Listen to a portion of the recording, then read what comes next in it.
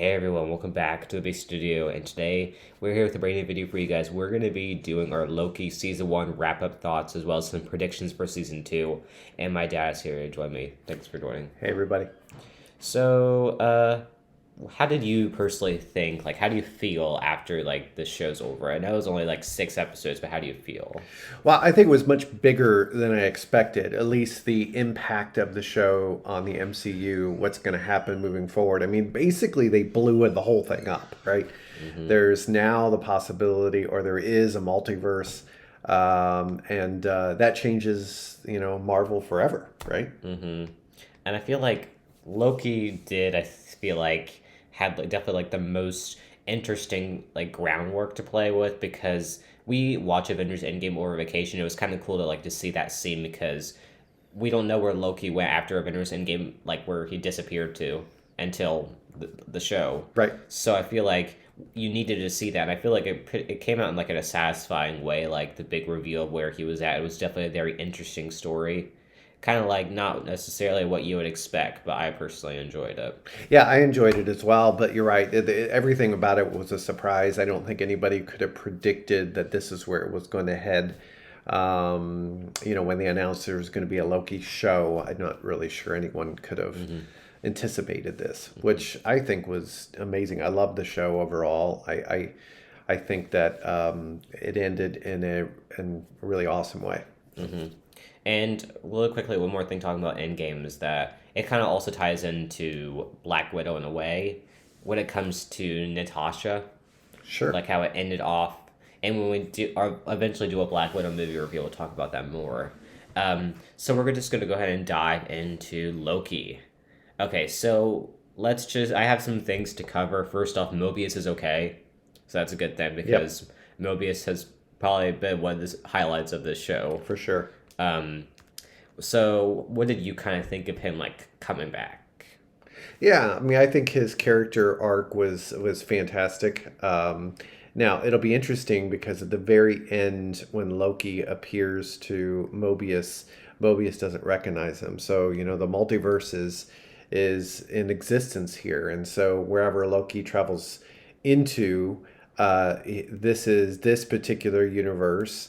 Part of the multiverse, Mobius doesn't know him. But I do like the overall character arc of Mobius, because the only thing that could have been better is to have him on a jet ski. And I think that would have been really cool. But maybe second season. Yeah, but I thought that was a good twist to have Mobius not remember Loki. Yep. I feel like would be a good arc for the second season, because I feel like they had such a good bromance, or whatever you want to call it, the first season. They kind of developed that. I mean, they really only had scenes. I mean, I feel like, the first 2 episodes, and then after that, Loki, and Sylvie started their team up. But I still feel like I really liked the Loki and Mobius relationship. Yeah, me too. In my opinion, I actually like it better than the Loki and Sylvie relationship. Right. But we'll go ahead and talk about Loki and Sylvie, because they kind of been teaming up. I mean, they're the same person. I just find that pretty funny. Yeah, they're a variant, which means they're from different universes. And so they end up having a kiss there at the end. What do you think of that? Did you see that coming?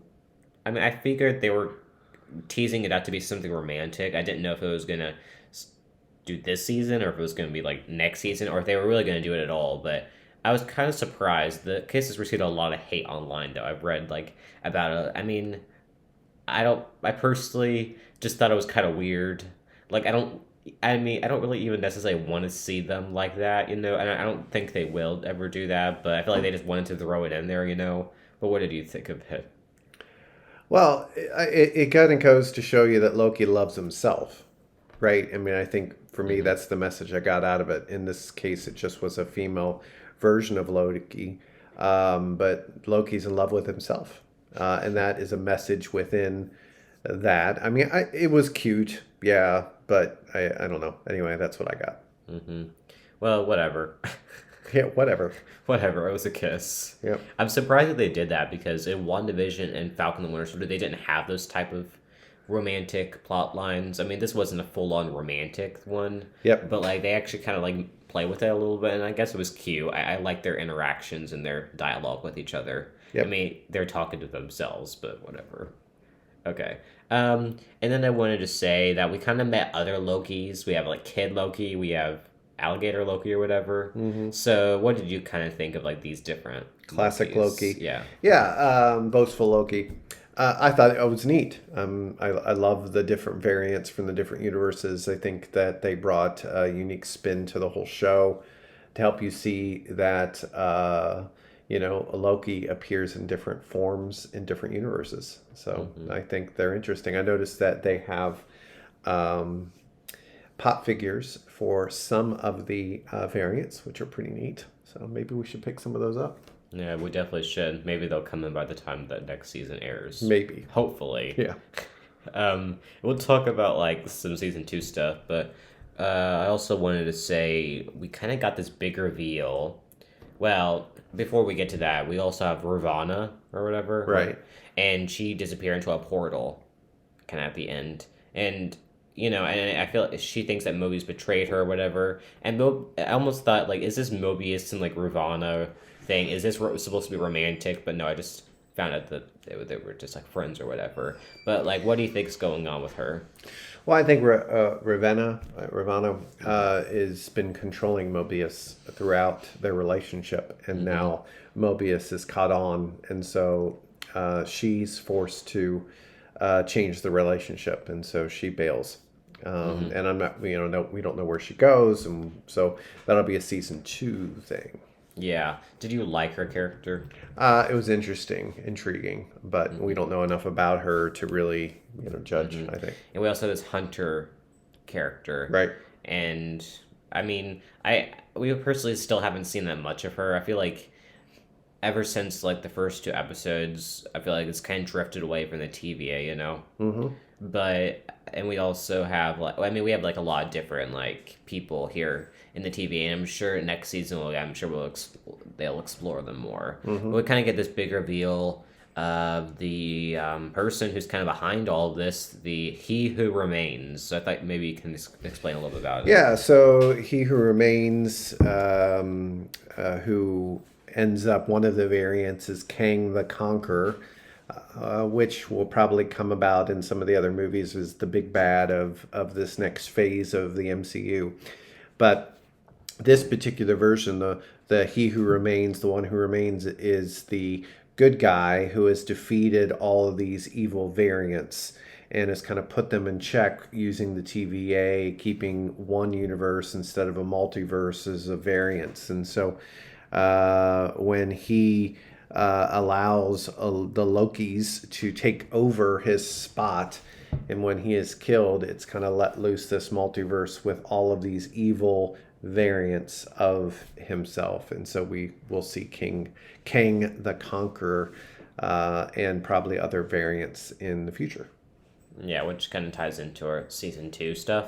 And also Doctor Strange and the madness of the multiverse, or the multiverse of madness, which speaks to this. And also the next Spider-Man movie kind of has some multiverse kind of vibes going in it. So I think this particular show is going to change all the Marvel stuff moving forward. Hmm. Yeah, and so when it comes to like the end of this, like I feel like it was a crazy finale. Like it really changed everything. So I feel like it was still good. I mean, I feel like it was almost like a little bit like underwhelming. Like it was it was kind of underwhelming. Like in the way that like, oh, we had to wait so long for a season two. Like if Hmm. there wasn't a season two, like I don't know how we would probably feel really different, Right, because it definitely left things like open. right. So, so we have season two probably coming next year sometime. Maybe. I heard 2023. Yeah, So whatever. whatever. Yeah. When it comes to which show you like the best out of WandaVision, Falcon and Winter Soldier, and Loki, I'm personally gonna say WandaVision. What do you think? I would agree. I would agree. If you talk about impact to the MCU, I would say Loki. Hmm. But I definitely liked a Falcon and the Winter Soldier least out of the three. Yeah. Even though I feel like the ending of that might have been better than the Loki ending for now, but that's Sure. also, it was just like one season. Right. But I felt like WandaVision just had the most interesting story in my opinion. I agree. I felt like um, Loki like what definitely was like the ending was like hugely impacting like the MCU, you know. Hmm. So when it comes to our predictions for season two, any predictions you have? Well, I think that what happens in the MCU between now and season two will affect season two. So, what happens in Doctor Strange, Spider Man, and other shows will affect the story of Loki. So, I don't Hmm. think it's going to pick up right where it left off.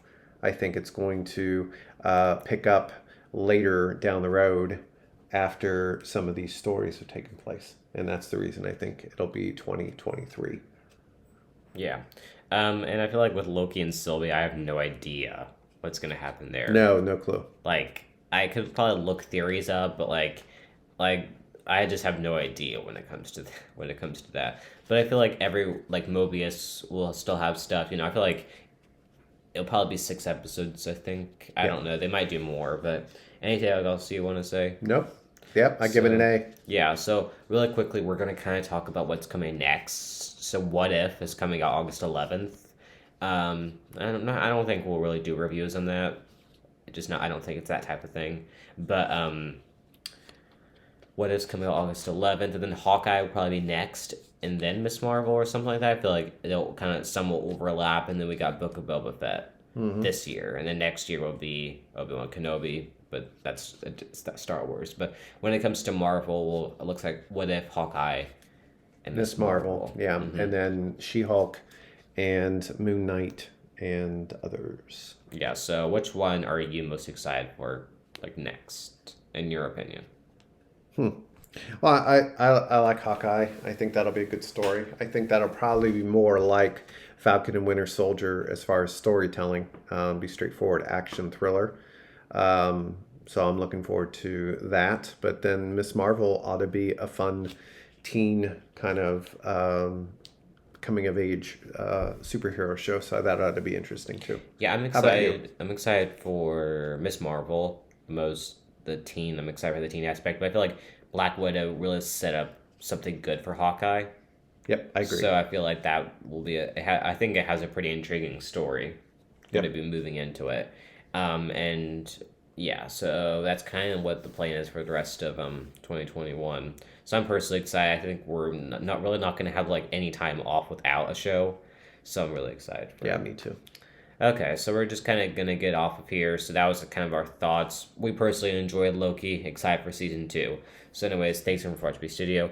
Like, comment, subscribe, and bye. Bye.